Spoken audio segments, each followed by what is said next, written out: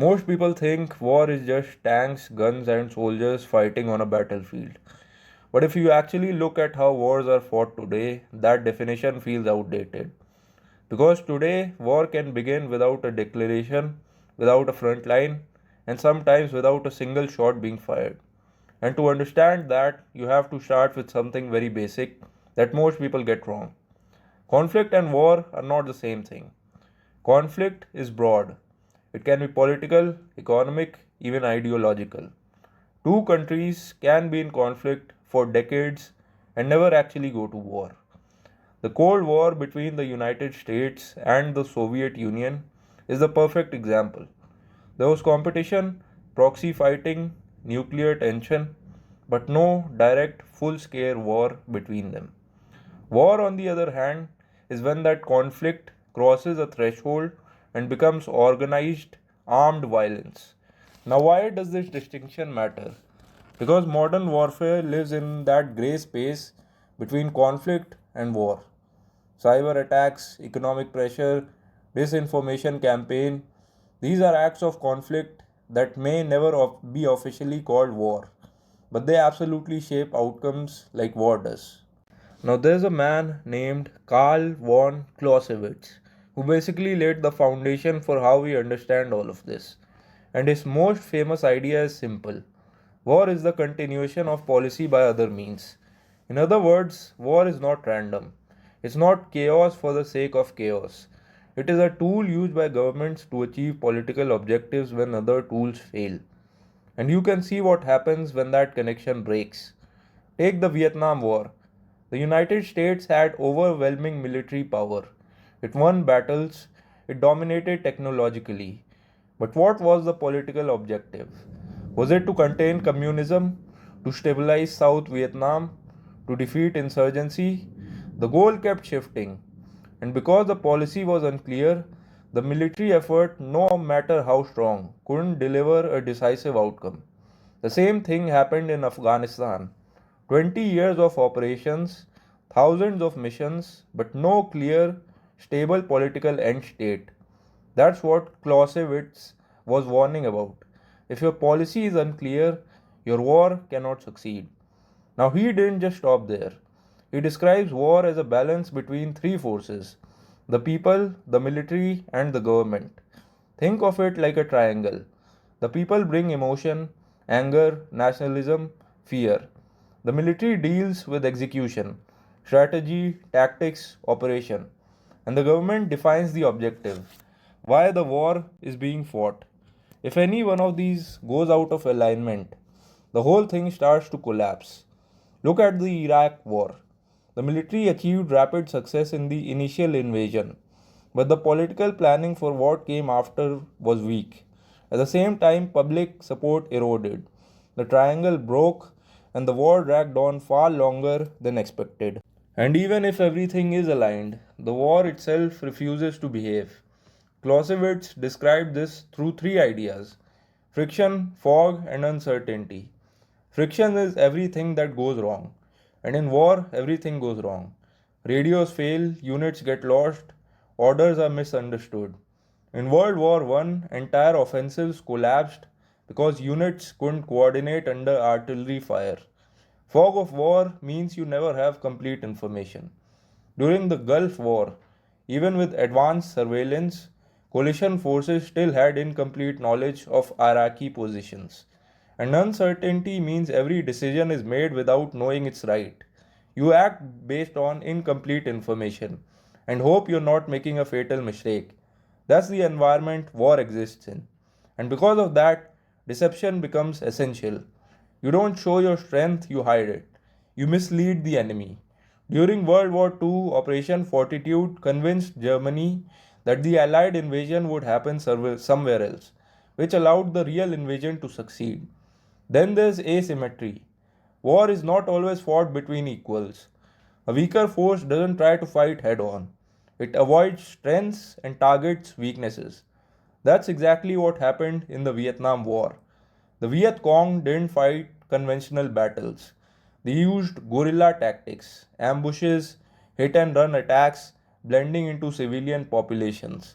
The same thing happened in Afghanistan. Insurgent groups didn't try to defeat the US militarily, they tried to outlast it politically. Now, once you understand all of this, you can start to see how warfare evolved. Earlier, wars were extremely structured. Soldiers stood in lines and fired at each other. That's first generation warfare. The Napoleonic Wars are classic examples. Weapons were inaccurate, so the only way to be effective was to concentrate soldiers and fire in volleys. Then came second generation warfare, where firepower became dominant. Artillery, machine guns, trenches. World War I was a perfect example. The battlefield became static, dominated by indirect fire. The German Spring Offensive in 1918 tried to break that stalemate using massive firepower, but overall the war showed the limits of this approach. High casualties, very little movement. Then came third generation warfare, which changed everything. Instead of attacking strength directly, you bypass it. You move fast, disrupt communication, collapse the system. Germany's invasion of France in 1940 is the best example.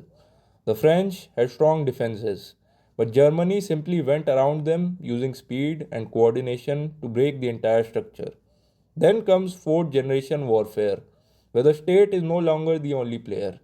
Now you have non state actors, insurgents, militias, decentralized groups. Look at Hezbollah in 2006. They weren't trying to defeat Israel in a conventional sense, they were trying to survive, impose costs, and share perception. The same thing happened in Iraq after 2003. The US could win battles, but couldn't fully control the insurgency because the battlefield had shifted to the population. And now we are in what many call fifth generation warfare. There is no clear battlefield anymore. War is happening everywhere and nowhere at the same time. It blends cyber attacks, information warfare, economic pressure, and conventional force. The annexation of Crimea is a perfect example. Russia didn't declare war, it used unmarked soldiers, cyber operations, and disinformation. By the time the world reacted, the objective was already achieved. Now bring in modern technology. Precision strike capability means you can hit a specific target with incredible accuracy. During the Gulf War, precision guided munitions allowed the US to destroy key targets without widespread destruction. But precision is useless without intelligence. If your information is wrong, your precision just makes your mistake more exact. Then you have unmanned systems. Drones, not just expensive ones, cheap ones. In the Nagorno Karabakh war, drones destroyed tanks and air defenses. In Ukraine, cheap FPV drones are taking out expensive equipment. This flips the economics of war completely. Now think about ISR, intelligence, surveillance, and reconnaissance. Modern warfare is about seeing. The side that sees more, understands more, and reacts faster usually wins. During Desert Storm, systems like AWACS gave coalition forces a massive advantage. Today, Ukraine combines drones, satellites, and systems like Starlink to maintain battlefield awareness. Now, add AI to that. Artificial intelligence can process massive amounts of data, identify targets, assist decision making. Israel has used AI to generate targeting data in recent conflicts. But this raises a serious question. Can machines make life and death decisions? And if they make mistakes, who is responsible? Then there's space. Satellites enable everything: navigation, communication, surveillance. Without them, modern militaries struggle to function. That's why anti satellite weapons are becoming important. Destroy satellites and you blind your enemy. Cyber warfare adds another layer. No bullets, just code. In 2015, cyber attacks shut down part of Ukraine's power grid. In 2017, NotPetya caused billions in damages globally. Cyber attacks can disrupt entire systems without physical destruction. Now combine all of this and you get hybrid warfare. Military force, cyber attacks, propaganda, economic pressure, all used together. Russia's actions in Crimea and eastern Ukraine are a clear example. Then comes information and cognitive warfare. This is where the battlefield is your mind, controlling narratives and shaping perception. Russia's interference in the 2016 US election targeted public opinion. China's three warfare strategy focuses on psychological, media, and legal influence. If you control what people believe, you influence how they act. And finally, war is no longer just fought by states. You have non state actors, proxy groups, private military companies. Iran supports groups like Hezbollah to extend its influence. The Wagner group has been used in conflicts where Russia wants plausible deniability. And that's really the key point. War hasn't disappeared, it hasn't become less dangerous. It has just changed. From visible battlefields to invisible networks, from armies to algorithms. And the most dangerous part, you might already be living through it without even realizing it.